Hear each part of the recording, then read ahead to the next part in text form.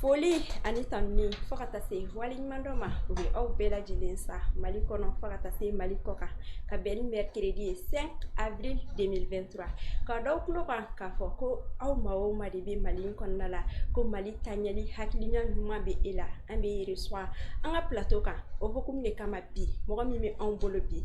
nin bɛna kɛ ale siɲɛ fɔlɔ ye Gagny Malien plateau kan ale tɔgɔ ye fɛn min ye Musa Zan Jara thème saba ɲɔgɔnna bɛ n bolo ni Musa Zan Jara bɛna an da don o thème saba la k'u walawala k'u fɛsɛfɛsɛ k'u dɔw tulo kan k'aw to fɔ aw sigiyɔrɔw la an ka taa an ka conseiller fan fɛ ka na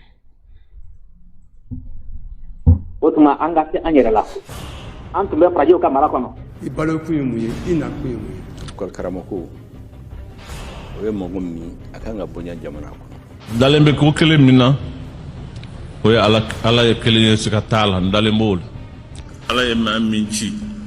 ka kɛ hinɛ ye ka ɲɛsin danfɛn bɛɛ lajɛlen ma n'o ye alakira ye sallallahu alayhi wa sallam fɛn o fɛn diɲɛna n'a gɛlɛyara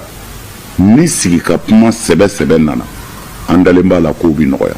an ka bɛn de ye duniya dibaraso ye solution fila t'a la dɛ soit an bɛ jɛ an bɛ sɔn ɲɔgɔn an tɛ ɲɔgɔn kɔ jamana bɛ taa ɲɛ soit an bɛ kɛlɛ kɛ an bɛ fɔrɔfɔ ɲɔgɔn kɔ jamana ko a bɛ ɲagami ala k'an kisi k'an tanga o ma an tɛ se ka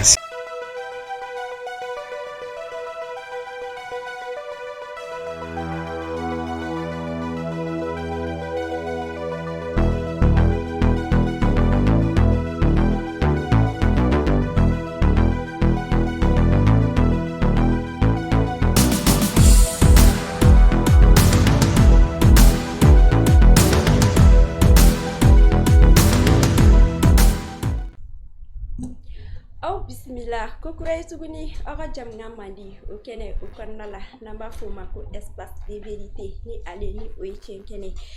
o hukumu de kama bakuruba thème saba ɲɔgɔnna bɛ an bolo thème fɔlɔ o de bɛ tali kɛ fɛn min ye HCA maaw fo ka taa bila SEMA maaw la o bɛ ye démission min rendu démission in rendira hakilina jumɛn de la Musa Zan Jara bɛna a da don o la k'o walawala k'o da aw tulo kan fo ka taa se Burkina jamana ɲɛmɔgɔ ye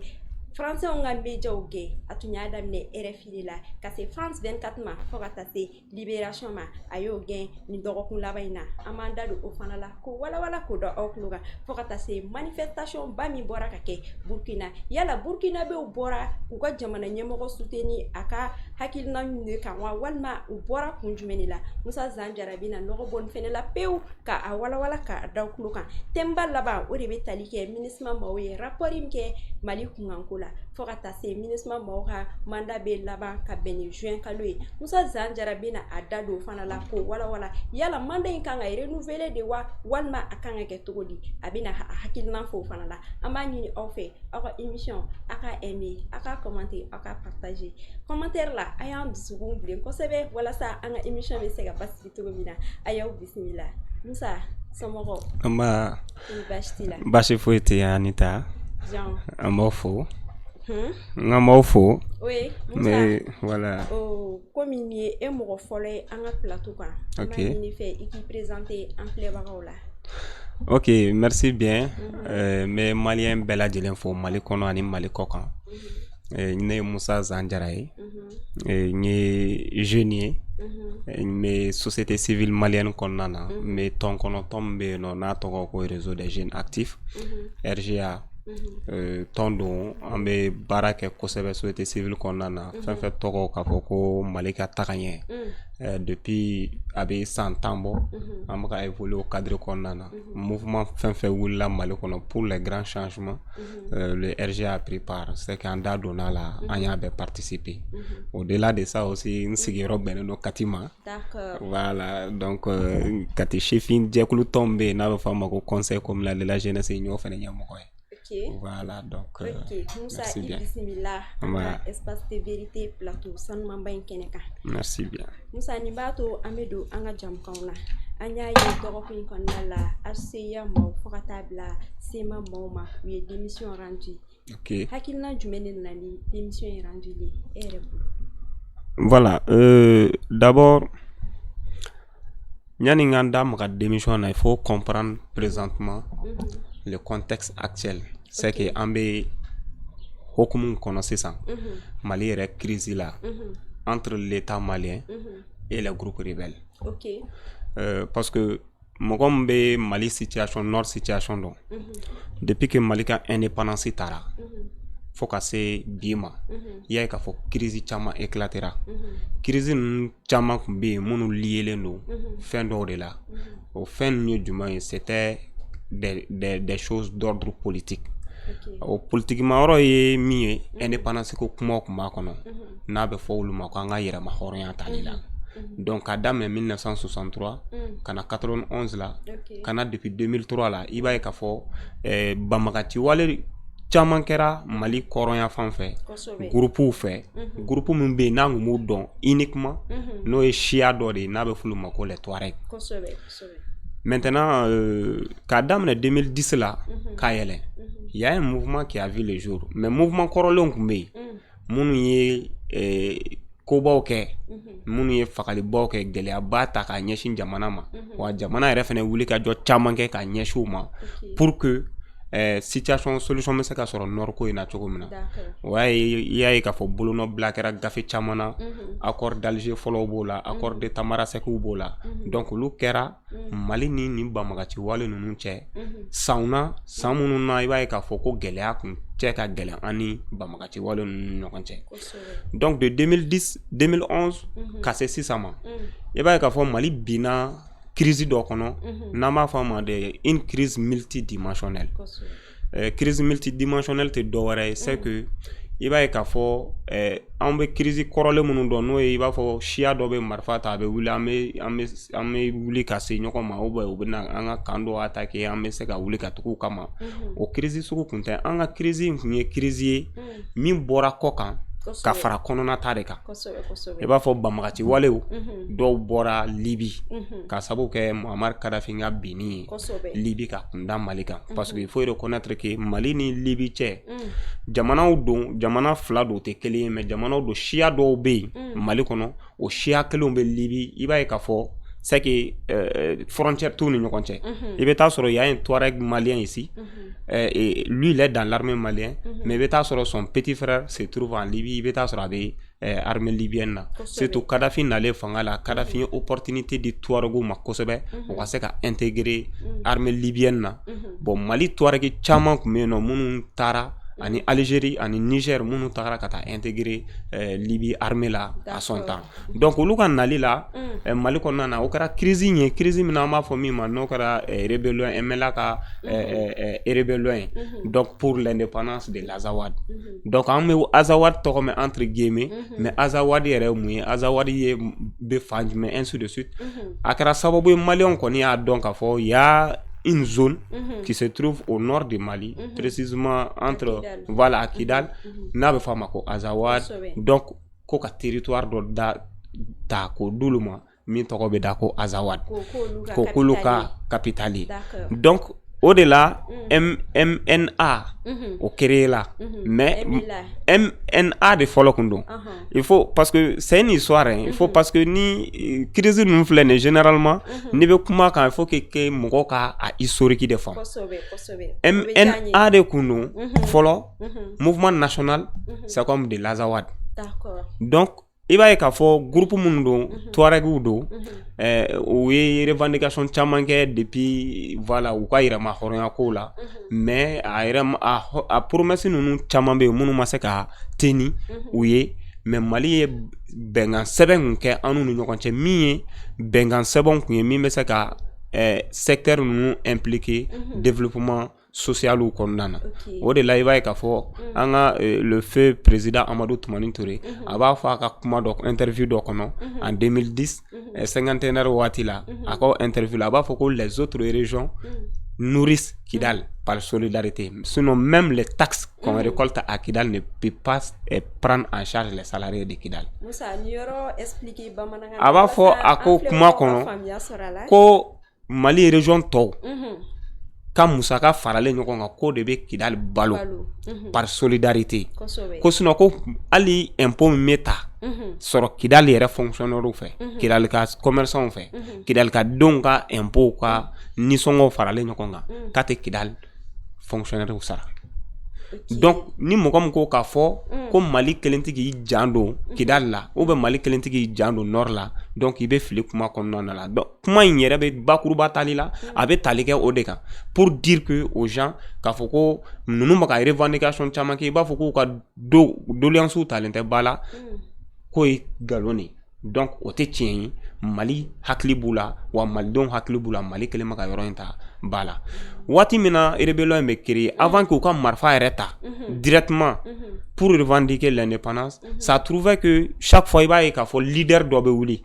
leader dɔ bɛ wuli o bɛ wuli o bɛ tɔgɔ bɛ d'o ma o mana tunu i b'a ye leader wɛrɛ bɛ wuli rébellion na i b'a ye k'a fɔ a waati la Tenzan Waten i b'a ye k'a fɔ Anafis i b'a ye k'a fɔ Aguelhok il y a eu des attaques, il y a eu des meurtres là-bas, il y a eu des massacres contre l'armée malienne, mais à waati la Bamagati wale nunu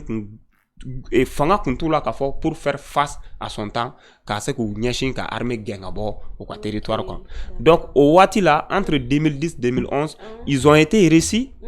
groupe Touareg ninnu reçoira Élysée n'o ye Faransi capta fɛn yɛrɛ palais kɔnɔna ye par Nicolas Sarkozy. Sarkozy y'u reçoit et mɔgɔ minnu bɛ histoire dɔn mɔgɔ dɔw bɛ yen siya ninnu na yɛrɛ n'u ye tɔgɔ sɔrɔ n'u yɛrɛ bɛ hali bi Mali jɔyɔrɔbaw dɔw kɔnɔna na Faransi ye porte dayɛlɛ u ye u ka plateau TV bɛɛ porte dayɛlɛ u ye pour que u bɛ se ka taga ka se ka propagande kɛ ka se ka Mali gouvernement dénigrer ka se ka u ka idéologie min b'u bolo u ka indépendance ko kuma la ka se ka a vulgariser ka se ka promotion kɛ Faransi plateau la parce que an y'o ye donc o bɛɛ kɛra waati la waati min y'a sɔrɔ Mali kun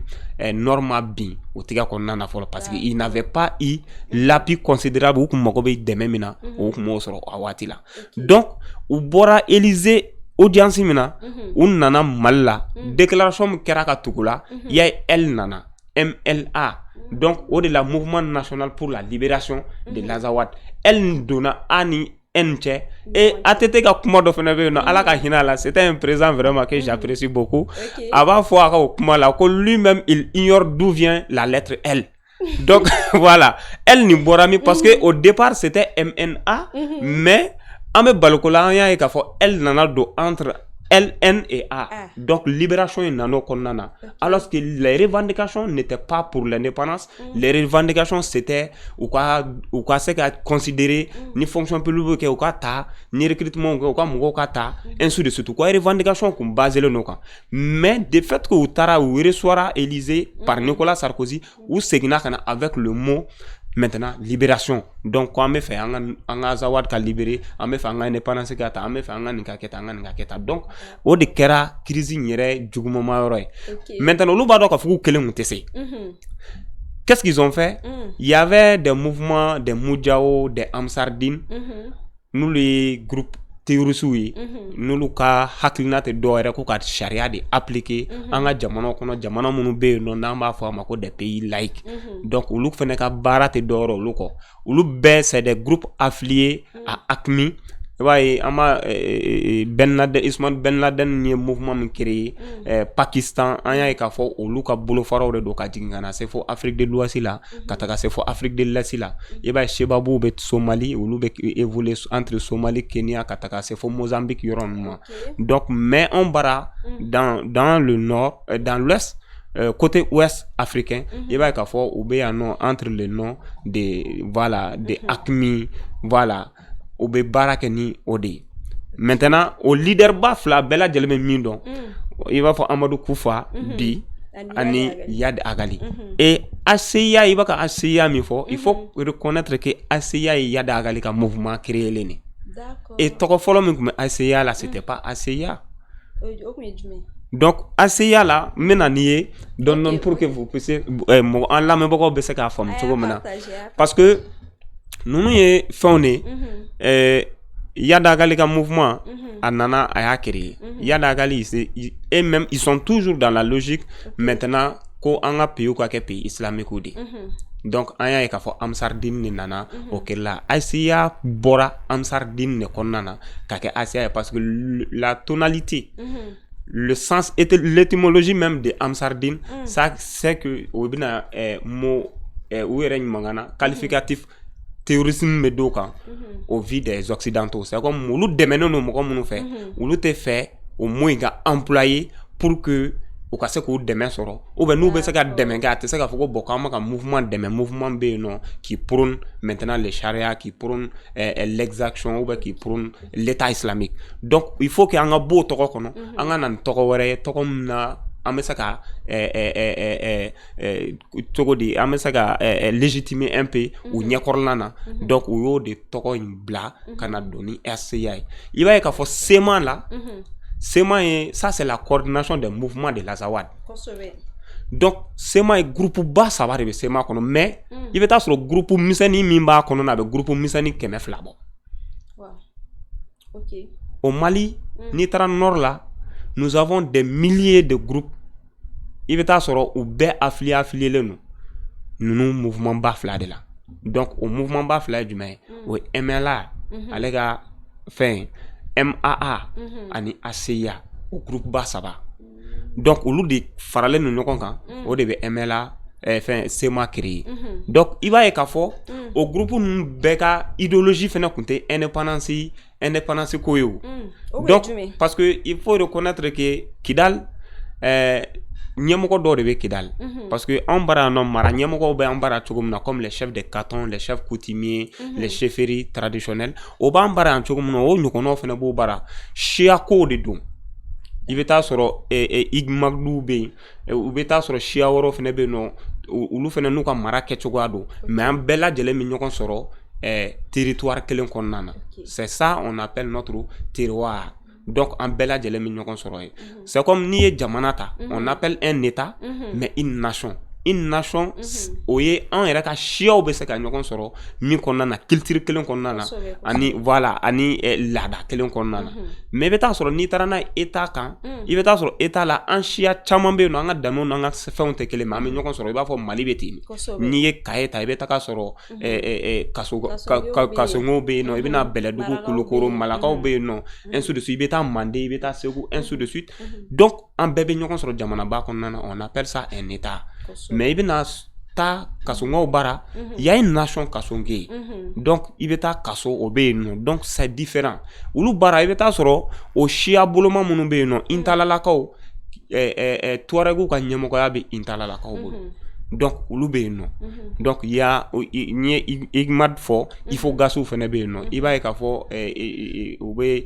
général Gamu min bɛ yen nɔ n'ale ma sɔn ka fara banbagaci ninnu kan k'a fɔ an ka Mali kɛlɛ donc lui il a dit non je reste avec mon pays mais baara kɛ ni n ka jamana ye donc i bɛ taa sɔrɔ u ka yetaw tɛ kelen ye groupe kɔnɔna na mais ils ont les mêmes territoires maintenant ne e ko sisan k'a fɔ anw ka laɲini de anw ka indépendance ta entre guillemets donc minnu fana bɛ yen nɔ n'olu ko ko anw bɛ to Mali fɛ aw ka différence jumɛn de bɛ na k'aw ni ɲɔgɔn cɛ sisan soit an bɛ marifa ta ɲɔgɔn kama soit kelen b'a ta bila donc o de la en 2014 an y'a ye k'a fɔ gɛlɛyaba dɔ kɛra an ka Mali yɛrɛ kan parce que ça trouvait que nous étions en position de faiblesse face à ces groupes rebelles parce que le fait que mɔgɔ ninnu bɔra Libye ka na u nana ni terrorisme fana wulela n'o kɛra Mujaw ni Amsardine ninnu nana u sera ka Kidal binna ka Tombouctou bin ka Gao bin le Mali a fait recul ka na fo Sévaré fo Mopti donc i b'a ye k'a fɔ o temps min kɔnɔna na u sera ka fara ɲɔgɔn kan kɛ ka se ka hakilinaw bila sen kan ka bɔ bon aw ye djihadistes ye aw ta ye état islamique ye mais anw ta ye indépendance ko ye a b'an dɛmɛ an bɛ armée an bɛ Mali gɛn ka bɔ an ka dugukolo kan donc n'an sera ka Mali gɛn ka bɔ an ka dugukolo kan an bɛ charia appliquer mais anw b'a ka indépendance ta yɛrɛma hɔrɔnya ta o de la i b'a ye k'a fɔ u nalen Mujaw kun kelen ma ka charia sigi Gao Tombouctou maintenant a kun tɛ appliquer Kidal comme il faut parce que u ye gɛnni kɛ mais après consensus kun tɛ sɔrɔ olu application na n'o kun ye ballon tɛ tan n'o kun ye cigarette tɛ min n'o kun ye cɛ ni muso tɛ se ka ye carré kɔnɔ n'o kun ye gɛrɛnsigi tɛ kɛ n'o kun ye fɛn caman ni minɛna sonyɛli bolo kelen bɛ tigɛ o de la an y'a ye k'a fɔ sariya in kun bɛ ka appliquer Gao ani Tombouctou kosɛbɛ ni minɛna ko dɔ la gɛɲɛdenya 100 bɛ k'i la donc u y'a ye k'a fɔ olu minnu dɛmɛnen don Faransi fɛ n'o ye MLA ye n'o ye Tuareguw ye olu dɛmɛnen don Faransi fɛ Faransi de y'olu ka parrain mais l'autre côté ACIA ka parrain ye Algérie n'o dirigelen don Yada Agali fɛ donc i bɛ taa sɔrɔ d'une part u ka yetaw ye kelen an ka se ka nin reconquête kɛ mais la gestion maintenant politique u ka yetaw tɛ se divergence bɛ na k'u ka yetaw ni ɲɔgɔn cɛ o de kɛra gɛlɛya ye bi l'état malien s'est profité aussi de cette discordance maintenant pour que ka se ka accord ko fɛnɛ signalé en 2015 maintenant k'a ye k'a fɔ ni accord ni signé c'est donner l'indépendance pure et simple à ces régions-là. Donc l'État s'est ressaisi. Parce qu'en bas, donc, nous étions en position de faiblesse. Sinon, nous ne devrions pas signer. Ama fo chogodi ne yɛrɛ b'a fɔ a ma torchon de don quoi ni minnu filɛ nin papier hygiénique de don a man ka signer an kun fɛ i t'a kalan k'a fɔ k'i bɛ article 1 y'a kɔnɔ ou bien i bɛ article 5 y'a kɔnɔ ka tugu ɲɔgɔn kɔ k'a fɔ ko 2 bɛ yen nɔ qui peut vraiment. Si je comprends bien e bɛ fɛ k'a fɔ ko an ka jamana ɲɛmɔgɔw ye accord in signé wagati min na a y'a sɔrɔ moyen kun t'an ye. Nous étions en position de faiblesse. Voilà. C'est qu'il va dɔn k'a fɔ mɔgɔ jugu mɔgɔ min bɛ k'i kɛlɛ quoi n'a ye se sɔrɔ e kan souvent pour que i ka se ka bɔ a bolo i bɛ sɔn a ka fɔta dɔw ma mais n'i sera ka bɔ a bolo tuma dɔw la n'i ye recul ta la i mana i hakili sɔrɔ i mana i farikolo sɔrɔ i bɛ miiri maintenant comment riposter donc Mali ta kɛra ten sinon n bɛna histoire dɔ f'i ɲɛna lorsque IBK venait au pouvoir Ala ka hinɛ a la IBK ko on signe pas avec quelqu'un qui a le couteau sur notre gorge. C'est qu'on ne négocie pas avec quelqu'un. C'est que quand tu fais négocier, quand tu sais ça a trouvé que MLA avait pris l'arme contre le Mali. Lorsque lui venait au pouvoir en 2013, à la déclaration folle qu'elle a fait au Corodi, on était tous fiers. Mais quand a visité la France, a segné kana a tant mille fois nyana kata France a segné kana il y a une différence bakera a changera et que anga la yinu kunyemi la yinu nu shi maseka sabati aleka sanduru folo konnana et au kara handicap bay halale rega fanga maralma et je peux dire que o rekara sababu ye fene hali fanga yere d'Afrique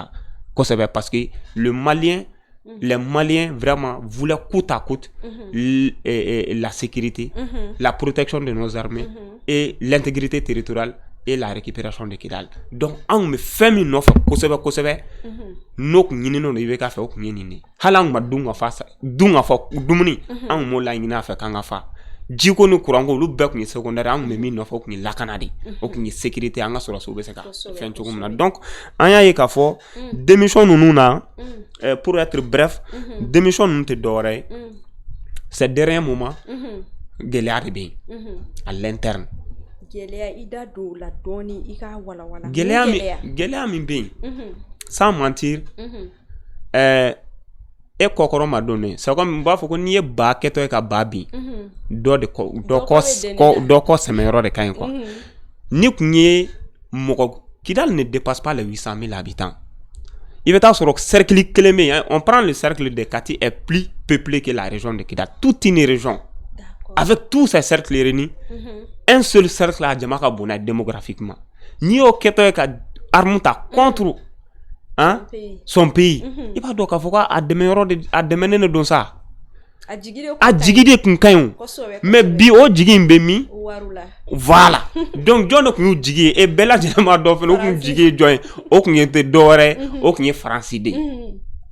Et anya e ka for 2014 la Moussa Mara donné Kidal.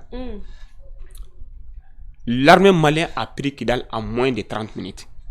A récupéré c'est que Kidal menali bi Mali armée bolo, nere bolo, ça ce n'est même pas une affaire d'une journée. Au-delà, accord quoi? Il y a accord, on dit accord politique pour la paix et la réconciliation. C'est qu'en train ngara, ibe ngara do ka ube jurumi do ni sakabe muruti. Ube ni mishibe muruti ube juru do asena. A nyefe sena kofe sena. Anyo de do an sena. Accord nyodeu. En tant qu'un man libéré kabo accord na, c'est difficile d'agir d'une manière. Ou bien soit on fait avec comme un yere de baga, anye kuma kando fo, kakla ka to contraire ke tukun. Quand ils sont là, koukana, au-delà ou de la gouvernement, au-delà ou de la CNT au kono, au-delà fene il y a ka fo ministre ko intervention ane sona ka fo ministre kana uluka na ko ka ben kokoroma do ulu mana ka fo bina keleke u nana ko ka ben consolider ko ka kokoroma don mais mun fana la tuguni ko marfa be munun bolo ko olu ka marfa bla et en plus ku ka keleke cɛ munun fana ben ya sema yɛrɛ u ka congrès laban min kɛra u ko DDR la démobilisation réinsertion démobilisation au fin intégration in na ko u ka cɛ batan qu'ils ont plus de 10 000 hommes qui doivent être intégrés. Au 10 000 hommes bolo mi. Ni olu bɛɛ fara ɲɔgɔn kan si c'est pas l'API SRR olu b'o 10 000 hommes bɔ min. An ka tiɲɛ fɔ ɲɔgɔn ɲɛna kɛ. Maintenant an y'a ye k'a fɔ API min kun bɛ yen u kun dɛmɛnen don cogo min na o dɛmɛ in de tiɲɛna et u y'a ye k'a fɔ maintenant l'État a repris confiance bi Mali bɛ yɔrɔ min na Mali y'a ka confiance sɔrɔ Mali dalen don a yɛrɛ la et l'armée malienne a repris vraiment sa confiance pour récupérer toute l'étendue de notre territoire et foyi tɛ yen bi qui peut nous empêcher de récupérer notre territoire foyi tɛ yen bi mɔgɔ kelen min kun bɛ yen k'a fɔ ko kun banaminɛnen don an n'u ni ɲɔgɔn cɛ ça c'était la France et ils sont soutenus aussi par l'Algérie.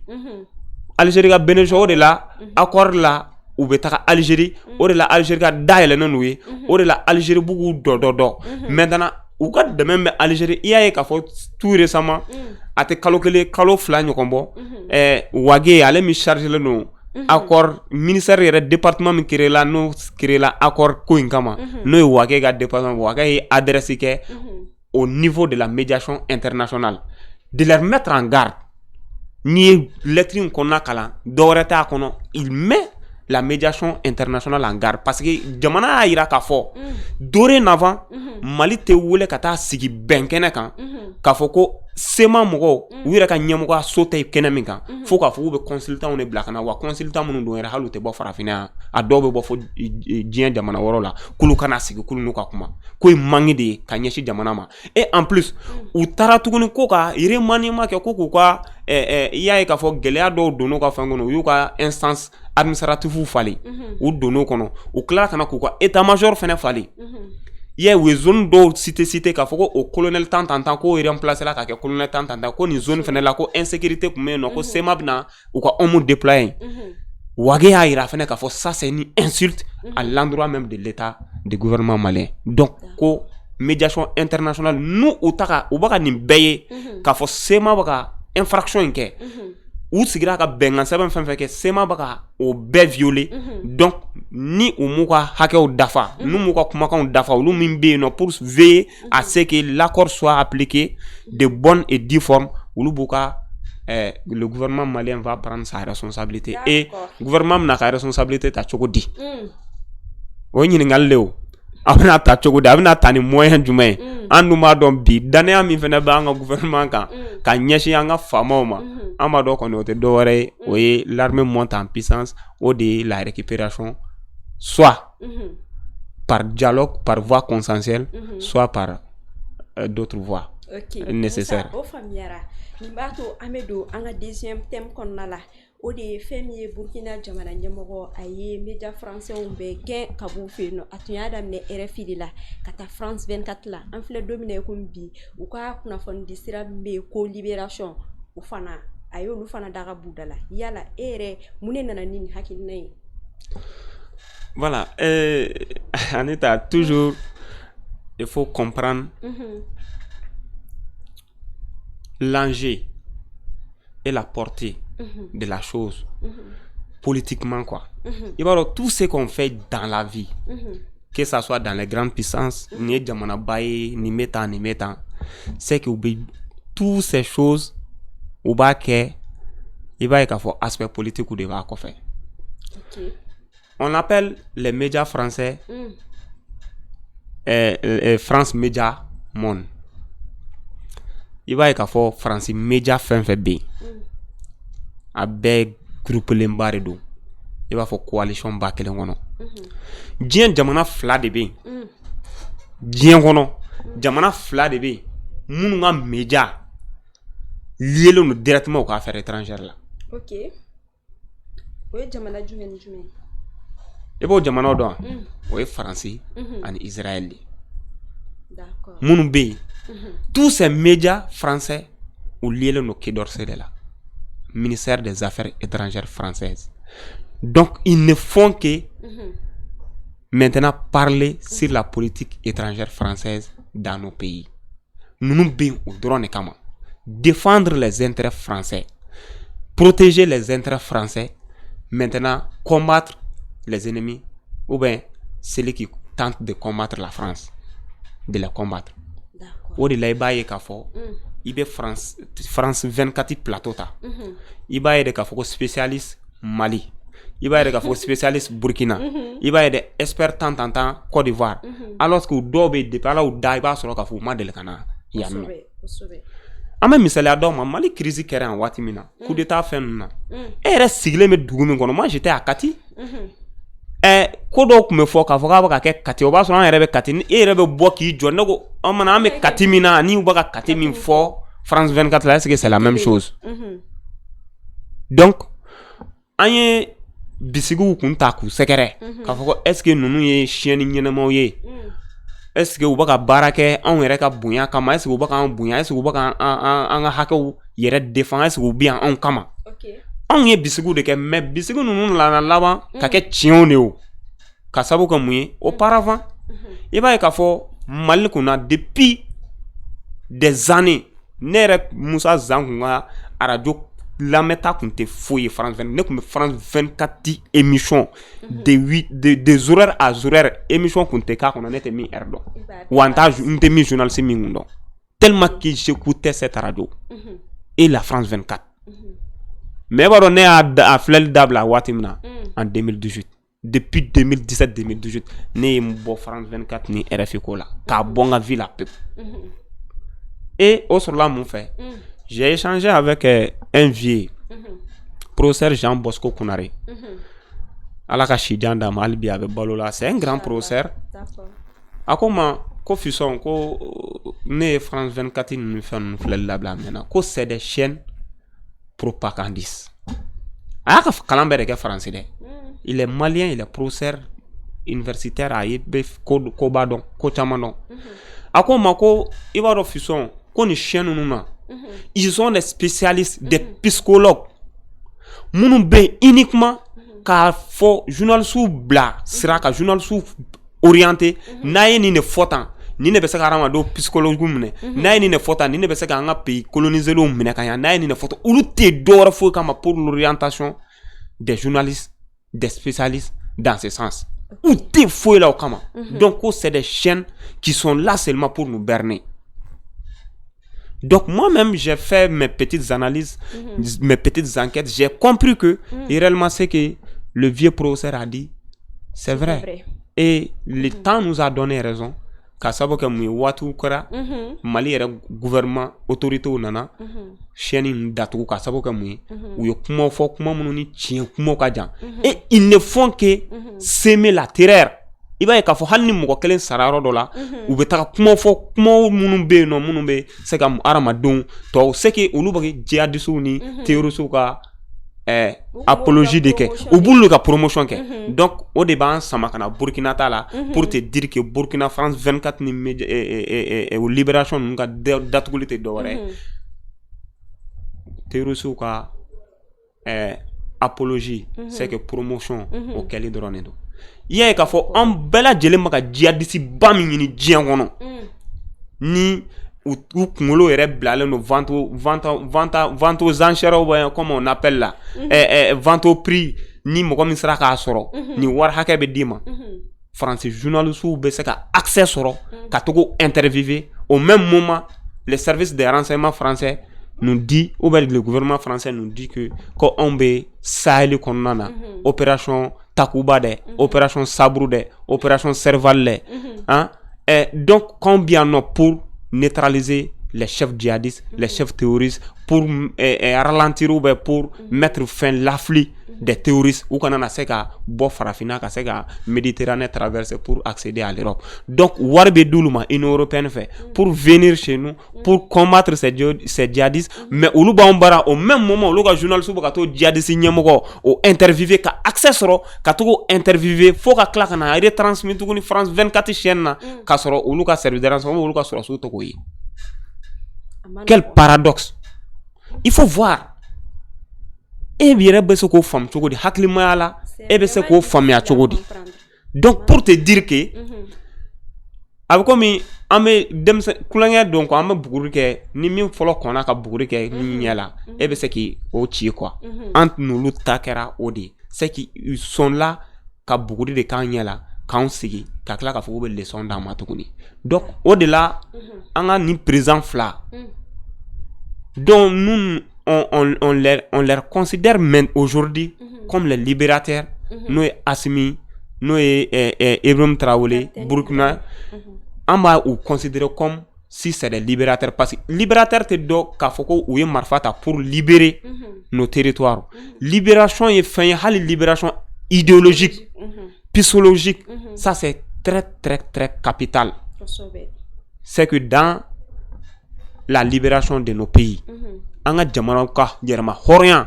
ateka soro ka soro on yere ka haklina o ma se ka yelama on ma se ka familiali soro ka fo nunu munu mbara ya no ka fo ku ba ka kuma ni munu fa yana ko c'est pas vraiment la vérité. Donc iba e ka fo Burkina o décision ta enera ba fo Burkina décision ta retard la ere. Donc ama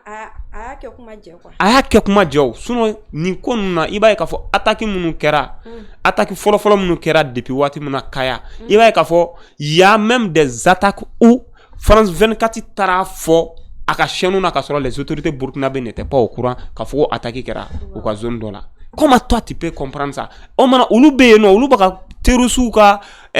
information de partager ou baka partager avec le gouvernement burkinabé ou l'intérêt du peuple burkinabé. Donc en maillot de minan kono au-delà pour dire au peuple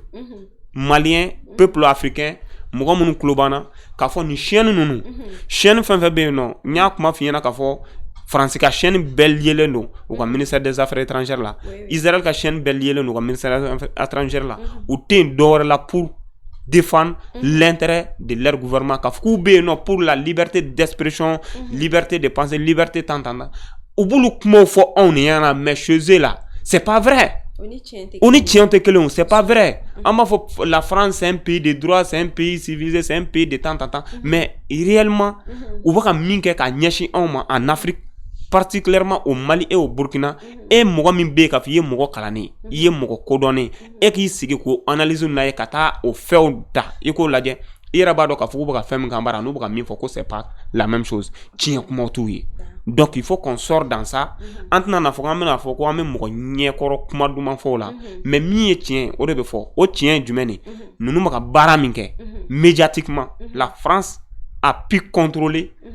l'opinion mondiale à travers sa communication, ses canaux de communication. Même les Américains ont peur de la France. Pourquoi? Il va y avoir les Russes du même là, ou sera politique qui développe c'était la communication. La guerre communicationnelle, elle est capitale. Donc le gouvernement malien a compris ça, le gouvernement burkinabé a compris ça. Donc uko ni chienne munu nous baka anga jamana don hakilu talon ko bu dabolo kan. Donc anga nous yere supprimer ka banga fena parce que moko mi metaka djihadisi sorofo aka base kono katoko o interviewer.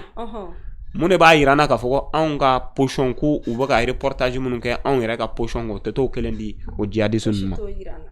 Donc il faut les chasser. D'accord. Donc, on a une chaîne monumentale, nous avons une chaîne nationale. On a la valeur là. Il faut les mettre en valeur. Moyen mumbu djoko, moyen ngabluka. Vous avez accès sur eux. On a une interview ou accès sur eux. Il faut voir Francis. Ni un président francophone ou bien un président africain avec deux Francis bi. Il va sur na Francis 24 mata entretien exclusif là bi. Au plus tard demain on va entretien exclusif là. i b'a ye fɛnɛ wa entretien exclusif kuma o kuma bɛ bɔ a kɔnɔ k'a fɔ k'a tɛ taa Faransi ka intérêt la i b'a ye k'a fɔ k'a bɛ tigɛ ka bɔ a kɔnɔ n bɛ misaliya d'i ma hali n'o y'a sɔrɔ n ka mɔgɔ tɛ Alassane Dramane Ouattara n ka mɔgɔ tɛ wa mɔgɔ min don fɛnɛ a b'an ka liste noire de la an ka liste noire mɔgɔ de don quoi mais a ka entretien exclusif dɔ kɛra France 24 la a bɛ kuma cacao ko kan a b'a yira k'a fɔ France i bɛ ka jeu min kɛ pays africains na sur la gestion des prix de cacao l'extraction de cacao a b'olu kuma minnu fɔ k'a yira k'a fɔ ko o fɛn man ɲi i b'a ye k'a fɔ entretien exclusif na version officielle la o kumakan bɛ tɛmɛ a la mais version min diffusera i b'a ye k'a fɔ u b'o yɔrɔ tigɛ ka bɔ a la il faut voir un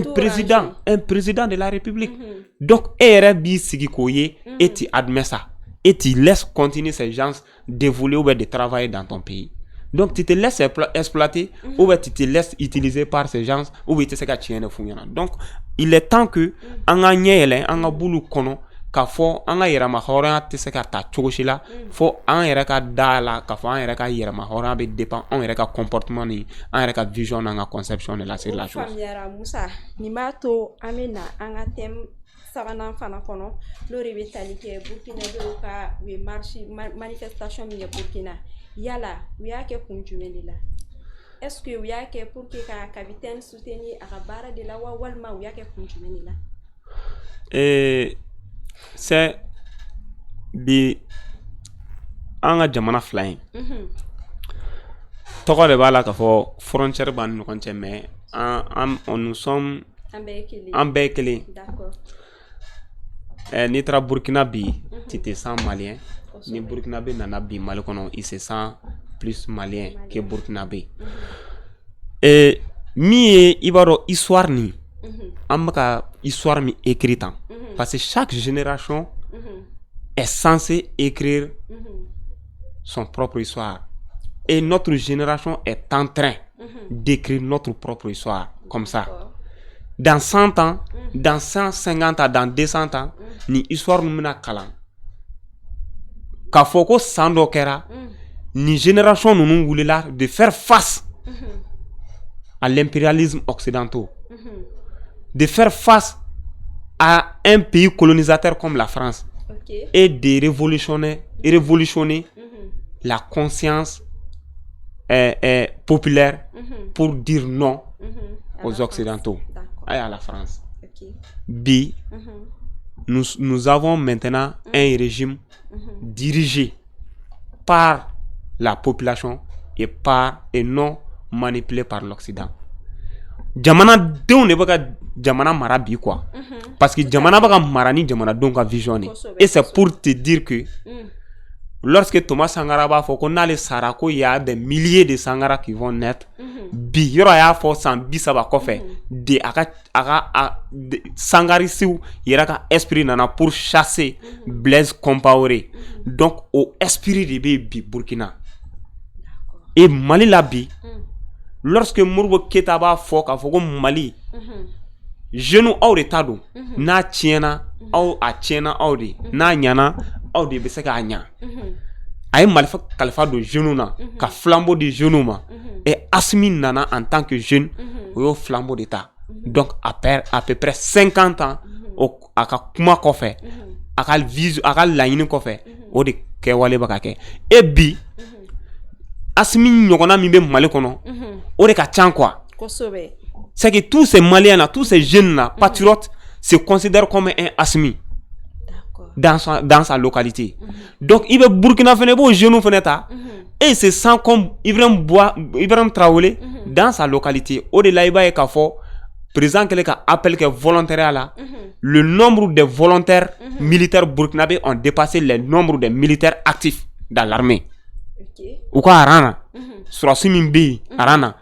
volontaire yɛrɛ o b'a fɔ minnu ma ko VDB olu minnu be yen o ka ca bi ni surasi yɛrɛ min recrutera jamana fɛ et pour te dire que mugu cilen Burkina bɛ pɔra de ni maga bɛ kɛ président na o k'a sɔrɔ olu bɛɛ de sara fɔlɔ pour que ka maga président na c'est pour te dire que le pouvoir là ce n'est plus pour le président mais c'est pour le peuple même gouvernement a suraso ka porte-parole le chargé à la communication état-major là et déclaration pour rassurer la population k'u bɛ se ka don ko c'était des tirs de sommation parce que mɔgɔ dɔ y'i ban k'i jɔ position na a man ka boli yɔrɔ min kɔnɔ air dɔ la donc o la yamaruya dilen no surasikɛ ma i ka tir dɔ kɛ a bɛ fɔ de ma ko tir de sommation mais o tɛ ɲɛsin a tigi ma k'a ci mais i bɛ se k'a ci sanfɛ ou a kɛrɛfɛ pour que a tigi k'a dɔn parce que i bɛ taa sɔrɔ dɔw bɛ yen u bɛ ka kumakan min k'u fɛ o b'o t'a dɔn o hakɛ dɔ fana bɛ yen n'a tɛmɛn'o tigilamɔgɔ tɛmɛnen ko i yamaruyalen don i ka a ɲɛsin i k'a tigilamɔgɔ faga ou bien i ka se k'a paralyser immobiliser donc o yamaruya b'i bolo donc o de kɛra a don su burkinabɛw bɔra k'a fɔ olu kɔni bɛ to yan fo k'a dɔn k'a fɔ ko ba sigira ko ɲɛma jɔra waati min na an bɛ sɔrɔ ka don parce que ni ko bɛ kɛ bi jamana ɲɛmɔgɔ la tɔgɔma bɛ kɛ anw de su kan ka sɔrɔ ka se jamana ɲɛmɔgɔ ma donc o ye jumɛn de ça c'est o ye patriotisme selen à niveau wɛrɛ de ma quoi ce n'est plus que mettant joli di pour sauver la vie de quelqu'un ce n'est plus qu'on a war bon pour accompagner l'armée ce n'est plus k'a fɔ ko n ka nin kɛ jamana mais o ye patriotisme selen hakɛ degré dɔ de ma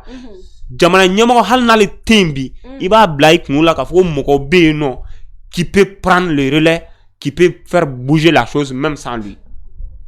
Et c'est rassurant. Et c'est ce qu'on avait besoin au sein de notre population pour que Kobe se révolutionner tout comme ça. Parce que il va y avoir un marabaga folo nje. Kosebe no Modibo Keïta ni to Ali Thomas Sankara ni. C'est qu'ils étaient en avance de leur génération, de leur temps. Ou mais avancé de l'ankan kojugun. Au-delà sans biworo kofe. Mɔgɔw ni u ka kumaw tiɲɛw d'u ma mɔgɔw y'a fɔ k'a fɔ cɛ ja ninnu kun ye nin de o kɛra fo san 50 san 30 sinon Modibo Keïta fagara waati min na coup d'état kɛra la waati min na n ko mɔgɔw marchera Bamako mɔgɔw ye tɛgɛrɛ fɔ mɔgɔw ka applaudir a diyar'u ye mais o mɔgɔ kelen o tila ka na regretter o regretta mun na parce que Modibo Keïta était en avance lorsque Modibo Keïta disait an ka nin kɛ ni waati min na Modibo Keïta bɛ déclaration kɛ Bafulabe Mali premier cercle a b'a fɔ k'a fɔ ko so fɛn fɛn jɔlen filɛ nanzaraw fɛ an ka jamana kɔnɔ yan u y'a ju yɛrɛ ka propre confort de kama mais anw yɛrɛ de bɛ sɔn pour que an ka se ka dɔ k'an yɛrɛ an k'an ka nisɔngɔw sara an ka fara ɲɔgɔn kan foroba baara minnu bɛ yen nɔ fɔlɔ c'était des travaux collectifs o de la palais de la culture i b'a ye k'a fɔ édifice ba ninnu fɛn fɛn jɔlen filɛ nin ye a bɛɛ jɔra jamanadenw de fɛ a si ma jɔ k'a fɔ ko an ye mɔgɔw de ta ko k'u kɛ tantɔ jamanadenw de tun bɛ bɔ i bɛ taa sɔrɔ mɔgɔw tun bɛ tila en portion par quartier chaque samedi chaque dimanche c'était des jeunes qui sortaient ni pont jɔ bɛ yen ni soba jɔ bɛ yen aw de bɛna manœuvre assurer pour titre de patriotisme o de la olu ni an ka jamana kanu position tɛ kelen ye maintenant bi an y'a ye k'a fɔ o système de patriotisme de fait que mɔgɔw y'a faamu Thomas Sankara ka idéologie faamuna population fɛ Modibo Keïta ka idéologie faamuna population fɛ donc an bɛ ka na o patriotes de clan an bɛ ka na o patriotes de clan même si ça va prendre du temps mais je sais que l'esprit patriotique là pour donner redorer la chose an bɛ ka taga n'a o sira de fɛ o volet ninnu de bɛna développer an fɛ don n'a nataw la et je sais que an b'o de sɛbɛn kan o de la don min na mugu cira Kati les théories sont tentées de semer la terreur à Kati. Je te dis, moi je suis de Kati, né grandi à Kati. Population ne bora ka bila surasu ɲɛ n'a fɔra ko djihadiste dɔ donna nin yɔrɔ la anw de tun bɛ surasu ɲɛ a don depuis fin kɛra vers les 5 heures du matin mɔgɔ ma da Kati cɛ ma da muso ma da mɔgɔw de bɔra ka dugu fan bɛɛ minɛ k'u ɲini nakɔ t'u kɔnɔ mɔgɔw bololankolon cɛ ye hadamaden bololankolon a fɔra ko nin djihadiste de bɔm ne sirilen b'a la marifa sugu jumɛn b'a bolo mɔgɔ faga la bololankolon bɛ ka jigin k'a jiginna tu kɔnɔ k'an ka jigin ka taa minɛ jusqu'à ce que les militaires avaient la difficulté qu'à intervenir sur le terrain parce que tellement que la population était déterminée de récupérer ces gens-là. Donc c'est pour te dire que o kun tɛ dɔrɔn anw yɛrɛ parce que ko in kɛra kan kɔnɔ kan jumɛn kɔnɔ Assimi bɛ kan min kɔnɔ Assimi bɛ si kan min kɔnɔ et c'était pas même bon qu'à mettre diɲɛ mɔgɔ da k'a fɔ ko Kati camp attaquera par les djihadistes. Donc an y'a ye k'a fɔ c'est maintenant une question nationale et c'est notre dignité, notre valeur. An ka yetaw n'an ka hɔrɔnya n'an ka danbew mɔgɔ dɔ bɛ fɛ ka na danganiya siri o de la. Donc an kan ka mun de kɛ sisan? C'est pour cela depuis 5 heures ko kɛra on a lancé l'appel à tous les jeunes Katoises, tous les femmes bɛɛ bɔra fo k'a fɔ ko su kora. Fo ka fɔ a dugu jɛra wa hali juma min kɛra c'est que à vendredi min kɛra o kun ko juma tɛ seli Kati, les gens ont dit juma bɛ seli, c'est les jeunes qui ont fait les patrouilles pour que stabilité kana. Et an y'a ye o kɔfɛ u ye attaque min kɛ Kolokani population bɔra i b'a fɔ u bɔra cogo min na Kati. Donc mɔgɔw ye confiance sɔrɔ u yɛrɛ la ka ɲɛsin contre les djihadistes. C'est pour cela i b'a ye k'a fɔ esprit bɛ ka éveiller, i b'a ye k'a fɔ hadamadenw ka comportement bɛ ka changer et armée yɛrɛ fana o confiance de sɔrɔ. C'est pour cela l'armée monte en puissance et nous soutenons cette armée dans cette lancée. O de la u bɛ ka baara min kɛ jusqu'à preuve de contraire nous on les soutient. On les soutient parce que u bɛ yen anw de kama, u bɛ yen pour nous protéger. Musa a faamuyara hakili la jamana kɔnɔdenw ye faamuyaba sɔrɔ Musa ka nin walawalali la. Nin b'a to an bɛ dan sigi an ka thème laban na n'o bɛ tali kɛ MINUSMA ka rapport ye. MINUSMA ye rapport min kɛ Musa concernant Mali yɛrɛ kan. Yala e bɛ se ka mun fɔ rapport in na? Bon, d'abord i b'a dɔn MINUSMA yɛrɛ tɛ yan nɔ an kama pour te dire. MINUSMA n'est pas là pour nous. MINUSMA yɛrɛ ye mun ye? MINUSMA ye Nations Unies ka baarakɛminɛ de. Nations Unies ye jɔn ye? Diɲɛ jamana bɛɛ farala ni ɲɔgɔn kan mais a ɲɛmɔgɔya bɛ jɔnw de bolo. Jamana 4, jamana 5 n'o ye États-Unis ni Chine ni Russie ni voilà droit de veto bɛ minnu bolo olu de sago bɛ Nations Unies na. Et n'i y'a ta k'a jateminɛ MINUSMA b'an baara yan. Ɲina bientôt an bɛna san 10 sɔrɔ a la MINUSMA ka présence la Mali la. Cɛ 10,003 cɛ 10,003 olu de b'an baara yan. MINUSMA u ka mission yɛrɛ u nakun o de ye ka anw lakana an n'an bolominɛw ka se ka dan sigi banbagaci walew ka banbagaci waleya la. Bɛnko kuma min bɛ yen n'a fɔ o ma ko accord o accord bɛ se ka don ba la cogo min na ani gɛlɛya minnu bɛ yen logistique kunda an ka jamana fan fɛ ni ko logistique kunda a bɛ se ka kɛ souvent ka nin fɛn transporter ka bɔ yan ka taga yan i bɛ taa sɔrɔ gɛlɛya b'an kan mais o ka nɔgɔ olu ma o bɛ se k'an dɛmɛ olu fɛn ninnu na o de bɛnkan signena an ni MINUSMA ni ɲɔgɔn cɛ. N'i ye résolution min signena n'o b'a fɔ ma résolution 2640 2022 c'est comme san o san u ka mission bɛ renouveler de mais u ka o résolution kɔnɔ u ko k'u bɛna accent kɛ cette fois-ci fɛn kan fɛn min bɛ yen nɔ ko ka rapport de kɛ chaque 3 mois u bɛ rapport dɔ fournir o rapport nin bɛ tali kɛ jumɛn de kan kosɛbɛ kosɛbɛ ko hadamadenya balili c'est comme droit de l'homme hadamadenw ka hakɛ minnu kan ka lakana ko balili o kɛwale minnu bɛ ka bali an ka finitigilakaw fɛ u yɛrɛ ɲumangana mɔgɔ wɔɔrɔ minnu bɛ Mali kɔnɔ yan nɔ ni dɔw k'u ma k'a fɔ ko Wagneriw don an t'u dɔn Wagneriw an kɔni b'a dɔn k'a fɔ partenariat b'an ni Irisila jamana cɛ depuis Modibo Keyita bɛ Mali kunna waati min na Ala ka hinɛ a la bolonɔbila bɛ Mali ni Irisiw cɛ wa o bolonɔbila de bɛ ka continuer an y'an ka denmisɛnninya kɛ waati min na Kati a y'a sɔrɔ Irisiw logelen don Sonarem kɔnɔ yan nɔ donc an y'o Irisiw dɔn anw baara u tun bɛ baara kɛ anw yɛrɛ faw ne fa ye baara kɛ Sonarem na anw faw ni Irisiw de tun bɛ baara kɛ ɲɔgɔn fɛ ils étaient fɛn fɛn spécialité que u bɛɛ ka kalanw kɛra Irisi la ka na yan nɔ c'était une société de recherche minière nationale au Mali u y'u datugu de sinon Modibo Keyita de y'a créé Mali kɔnɔna na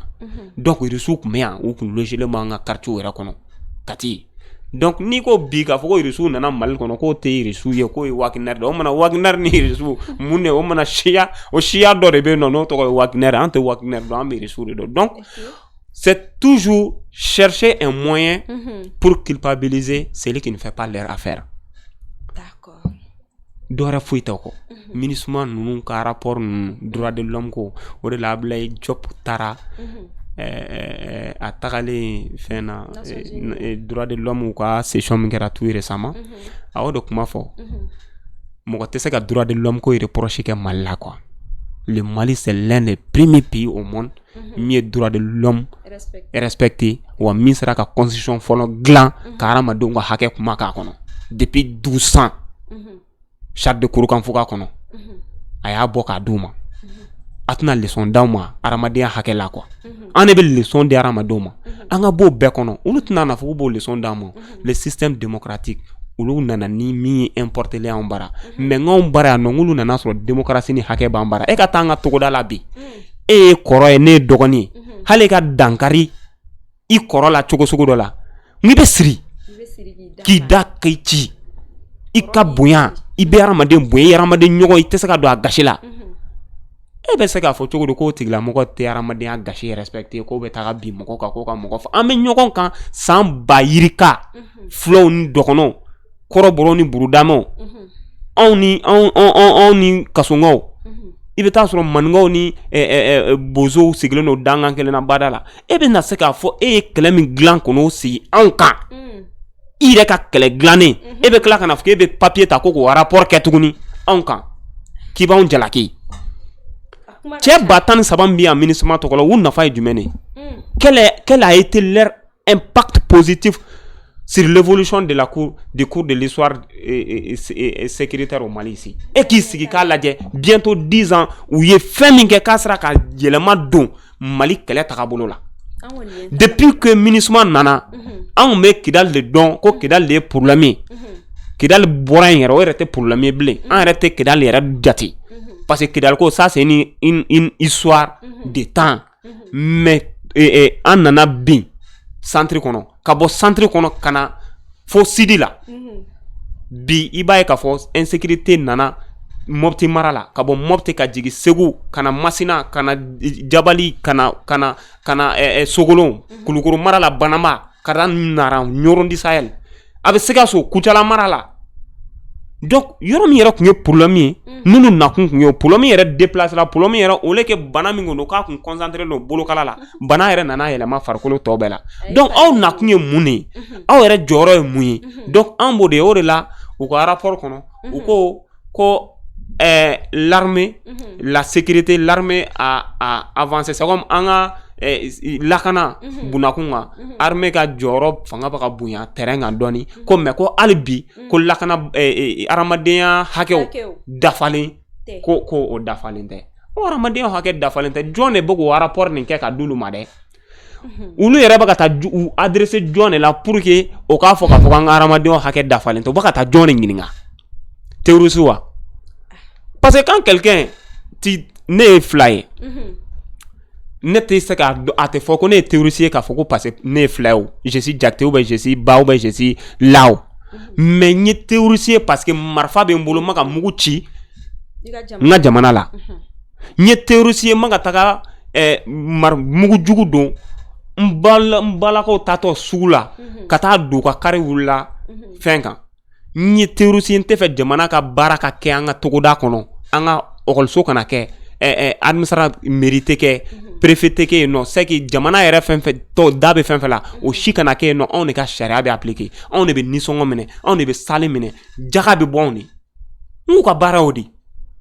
aw bɛ ɲɔ sɛnɛ ou bien aw bɛ taa sugu la n'aw bɛ taa sugu la sugudenw bɛɛ bɛ hari dɔ sɔrɔ o bɛ d'u ma n'a ye bagan mara bagan hakɛ dɔ bɛ yen nɔ ni bagan sera o ma hakɛ dɔ bɛ d'u ma n'a ye sɛnɛ kɛ ni sɛnɛkɛ hakɛ sera fɛn dɔ o bɛ d'u ma o différence jumɛn b'o ni jamana ta cɛ jamana ko ko ka sale de sara jamana ko ko ka taxe de sara ko ka TVA de sara différence jumɛn b'olu ba ka hakɛ min boli o dugudenw kan o différence jumɛn bɛ olu ni jamana ta cɛ alors que aw ko de ko jamana ta k'a ka hakɛ kɛ o dugudenw ye k'u ka fara o kan an ka jamana gɛn ka bɔ k'aw bɛna ni lafiya ye aw bɛna ni opulence ye aw bɛna u bila fɛn lafiya kɔnɔ depuis ala y'u da u ma lafiya min ɲɛ la donc entre eux et l'État jɔn de jɔyɔrɔ ka bon sisan aw bɛ ka na n'u ma sɔn aw b'u faga donc pour te dire que a bɛ ka kɛ minnu na olu de ta bɛ don rapport kɔnɔ mais a bɛ ka kan anw minnu na n'anw yɛrɛ jamana ye an ta tɛ don rapport kɔnɔ sinon bingali minnu kɛra anw na Mali ye Faransi wele bɔgɔ jenine kan pourquoi MINUSMA t'a don a ka rapport kɔnɔ ko le Mali a saisi la France devant la cour ko Faransi banga taga ko muna muno te do akono muna sisan ne boy olu ɲininka muno te do akono donc no be Faransi ka baara la u to ko jumɛn yan bi an be yɔrɔ min na an bolo ka fɔ nafa batu la u jɔyɔrɔ dɔgɔyara vraiment il est temps que u ka mandat min bɛna ban n'o ye 30 juin mandat bɛ min bɛna ban ne ma da la n'a bɛna renouveler ka sabu kɛ anw yɛrɛ ka gouvernement ye gafe min dilan k'a yira u la ka fɔ u ye rapport min kɛ k'u bɛ filiba kɔnɔ wa u bɛ min fana la Mali kɔnɔ yan nɔ n'u ka statut ma falen k'u bɔ o minɛn kɔnɔ k'u bila cadre wɛrɛ kɔnɔ u bɛ se ka mugu ci banbaganciw la cogo min na u bɛ se ka na ni chariot ye fana u bɛ se ka kɛlɛ kɛ cogo min na fo ka to yan nɔ défilé de mode la ka to yan nɔ anw ɲɛkɔrɔ yan nɔ Bamako jolidenya la an bolo ka fɔ nafa t'u la je te dis ninnu ka prise en charge dɔrɔn journalière n'a wari tara ka di Mali armée ma u ye san min kɛ yan san m'a sɔrɔ nous sommes la première puissance armée militaire en Afrique même Europe jamana dɔ tun tɛ comparer na u bɛ ka wari min tiɲɛ yan don o don u ka déplacement u ka logement u ka logistique donc e yɛrɛ bolo u ka mandat tɛ renouveler togo fosi t'a la quoi ne kɔni bɛ ka min ye soit n'u sɔnna ka t'u sigi Mali ye recommandation ni exigence minnu fɔ n'u sɔnna ka t'u sigi k'a fɔ ko bon on est d'accord pour ça an bɛ sɔn ninnu ma donc Mali bɛ se ka o to yen sinon dans le cas contraire non fiɲɛ bɛ duruntu kɔ. Musa an ka jamukan sera a kuncɛyɔrɔ la i ka kuma laban ye jumɛn ye? Bon o de ye k'an lamɛnbagaw fo comme i y'a fɔ cogo min na nin ye ne siɲɛ fɔlɔ ye plateau kan mais n ye plateau in lajɛbagaba ye émission caman bɛ kɛ plateau in kan mais min lajɛ et j'apprécie vraiment la qualité des débats la qualité des journalistes et des invités aussi donc je pense an lajɛbagaw m'olu fana fo comme i y'a fɔ cogo min na émission a bɛna partager kosɛbɛ pour que Musa Zan ka se ka na plateau wɛrɛ la ka se k'a ka hakilina partager avec les autres donc an b'aw fo merci bien. Ok ni ne bɛ dan sigi an ka bi émission na an b'a fɔ ko aw k'an bɛn dɔgɔkun wɛrɛ inchallah.